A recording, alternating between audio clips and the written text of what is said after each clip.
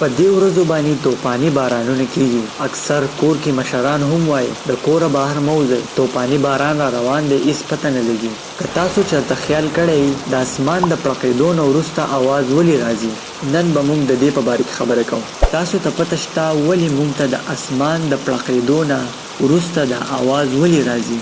انټرسټینګ خبره دا ده چې د اسمان دا پړقېدا او د ګړلېدو دا اواز دا په سیم ټایم باندې کیږي. خو خبره دا ده چې دا موږ ته یو ځای ولې نه راځي، ولې موږ ته اول د اسمان لایټ ښکاري او بیا وروسته موږ ته اواز راځي. لایټ چې دی د اواز په مقابله کې ډېر تیز ټریول کوي په اسمان کې. د لایټ کم ټریول چې دی هغه 300 میلیون پر سیکنډ دی او ساوند چې دی هغه 340 میټر پر سیکنډ ټریول کوي.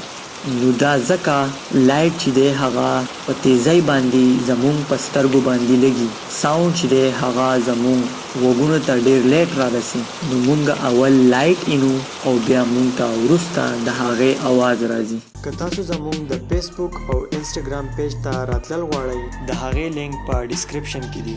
که دا ویډیو ستاسو خوښه شوي نو دا ویډیو ضرور لایک کړئ او کامنټ وکړئ او شیر کړئ دا ویډیو د خپل ملګرو سره او سبسکرایب کړئ زموږ د یوټیوب چینل. د دې سره به تاسو نوي نوي شیزونه وپیژنئ او ورسره بیل آیکن هم وایئ. د دې سره به تاسو ته پته لګي چې موږ نوې ویډیو کله اپلوډ کړله.